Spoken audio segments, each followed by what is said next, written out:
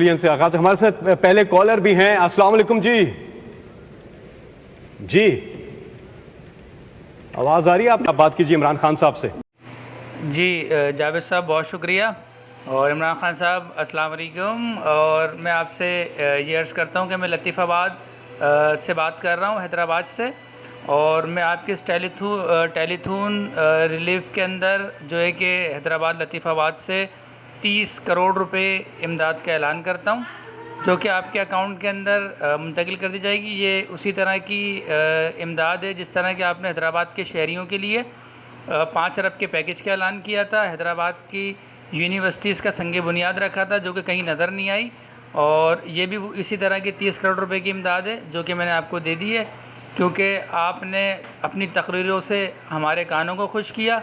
इसीलिए हमने ये 30 करोड़ इमदाद का टेलीथून में कॉल करके आपके कानों को खुश किया।